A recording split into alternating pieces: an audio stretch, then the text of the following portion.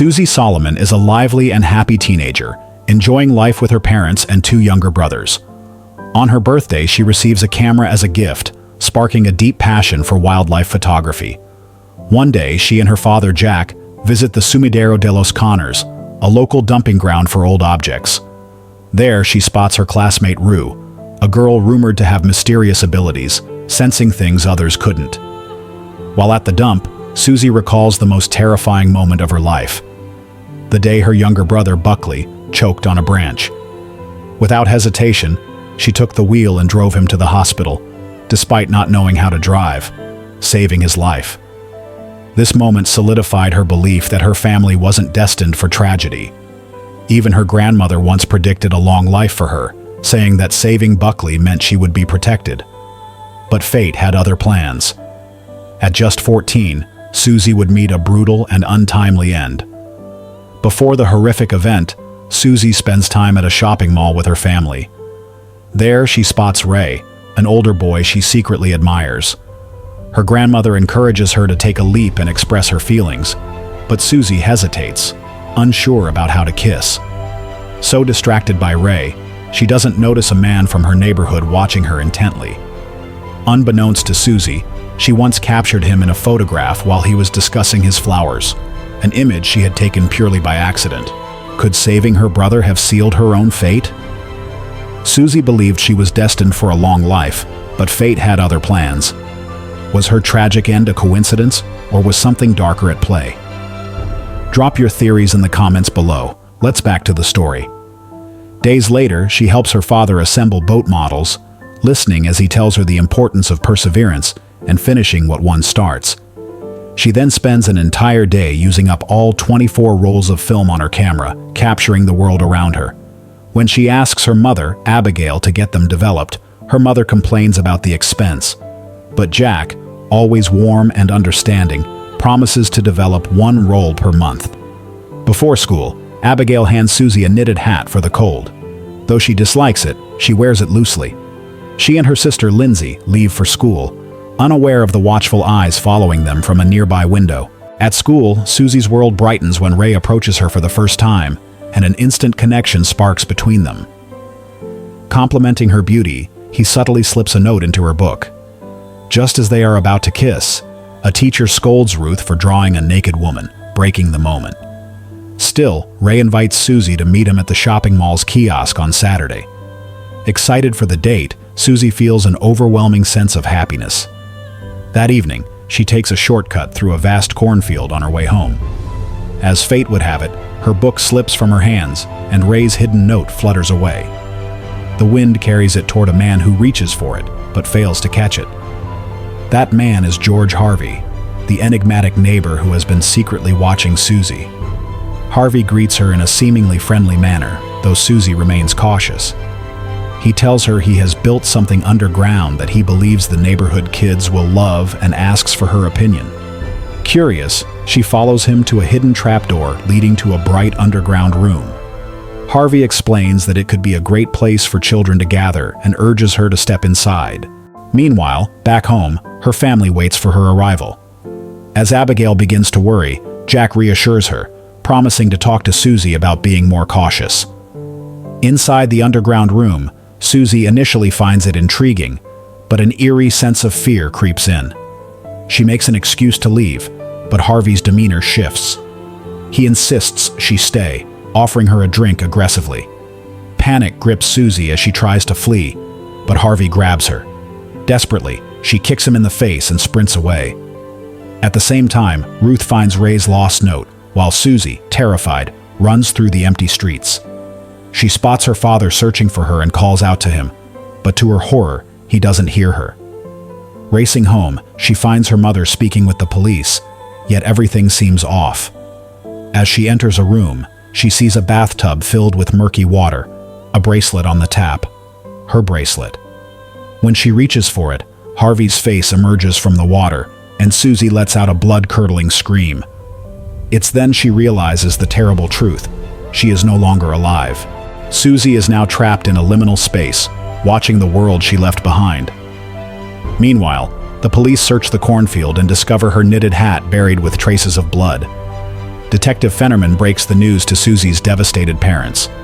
Jack vows to find his daughter, while Harvey erases all evidence, burning items and cleaning meticulously. When Fennerman arrives to question him, Harvey remains calm, even managing to hide Susie's bracelet, which hangs in his dollhouse model, just in time. In her spectral form, Susie watches as Ray waits for her at the kiosk. Desperate to reach him, she runs forward, only to find herself sinking into a watery abyss, mirroring Harvey's real-world act of discarding her bracelet into a stream.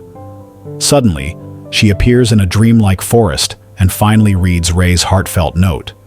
There, Ruth approaches Ray and hands him the same note, suggesting that perhaps Susie isn't entirely gone. Before Susie can react, a girl named Holly appears, revealing that Susie is still lingering in the mortal world. Holly urges her to move on, explaining that Ruth, having sensed Susie's presence that night, will forever carry a part of her. But Susie resists. She is dead, but not ready to let go. Meanwhile, Jack drowns in despair, convinced his daughter wouldn't have left with a stranger. He throws himself into the search, exhausting every possibility. His obsession consumes him, pushing Abigail further away. Unable to bear the pain, Abigail leaves, moving to a distant place, writing only occasionally to her children. Harvey, believing he is in the clear, resumes his twisted routines. But Susie watches him from her spectral realm, realizing that he is already seeking his next victim. What am I now? The dead girl? The lost girl? I am nothing. Susie Salmon exists in a spectral limbo, observing the world she left behind. Holly, her guide, tells her that she doesn't have control over the living, nor does Harvey, her killer, have true power over her. His evil does not define her. The tragic story of Susie Salmon mirrors the reality of countless victims, especially in Latin America, where violence claims lives too soon. These people become mere names on a list, lost in the noise of crime and injustice. Their dreams are left unfulfilled, their laughter silenced too soon. This video is dedicated to them, to ensure their names are not forgotten. May their stories compel us to fight for a world where no life ends this way. Evil is as common as flowers. We comfort ourselves with the illusion that it only happens to others, or that those who suffer must have done something to deserve it. But Susie's story proves otherwise. Evil can touch anyone, anywhere, at any time. The best defense is not ignorance, but recognition and resistance. What if your name was just another forgotten story? Don't let the truth be buried. Hit the subscribe button and stay aware. As Susie watches, her father, Jack, follows Harvey to the cornfield, but a misunderstanding leads to a violent encounter. A couple beats Jack severely, leaving him hospitalized. Susie can do nothing but lament his pain. Meanwhile, Lindsay, following her father's suspicions, sneaks into Harvey's house and finds evidence of his crimes. She discovers a diary detailing his murders, a photograph connecting him to Susie's death, and Susie's hairbrush. Just then, Harvey returns.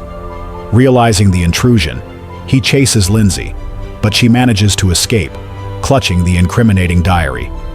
She rushes home, where she is reunited with her mother, Abigail, who has returned after abandoning the family in her grief. Jack and Abigail, once broken by sorrow, reconcile. Jack realizes that his obsession with finding Susie's murderer only caused him to lose even more: his family, his peace. His pain blinded him to what remained: Lindsay, Abigail, and the life they could still build. Meanwhile, Abigail needed distance to process the loss. Staying meant confronting the grief too suddenly, and that was unbearable. But over time, she found the strength to return, not just for herself, but for her family. Sometimes life forces us to choose between justice and peace. We don't always get both. Clinging to pain or learning to live with loss, those are often the only choices we have. Though letting go of anger is difficult, healing is the only way forward. Harvey, sensing danger, hurriedly packs up. He disposes of the safe containing Susie's remains by throwing it into a deep well, which is soon buried. Meanwhile, in the spectral world, Susie prepares to ascend to heaven with the other victims. But before she leaves, she briefly possesses Ruth's body. Not to seek vengeance, but to live, just for a moment, the life she was robbed of. She finds Ray, the boy she once loved, and shares a final kiss. It's a bittersweet moment, a stolen piece of happiness she never got to experience. As Susie embraces this fleeting joy, Harvey escapes, his crimes undiscovered. This reflects a grim reality. Many real-life cases never see justice. The Norristown murder that inspired this story remains unsolved, as do countless other tragedies. In most stories, justice is served, but The Lovely Bones chooses a different path. It doesn't focus on catching the murderer, but on the painful journey of healing. Many thrillers rush past grief, using loss as a plot device for revenge. This film does the opposite. It forces us to sit with the pain, to witness how loss reshapes a family. It doesn't offer closure, because real life rarely does. Over time, Jack and Abigail rebuild their love. Lindsay finds happiness with her partner, and they expect a child. Life moves forward. Harvey, now in another town, prepares to claim another victim. But karma catches up. As he approaches a young woman, an iceberg falls, startling him. He slips and plummets into a ravine, dying instantly. Grief changes us irreversibly.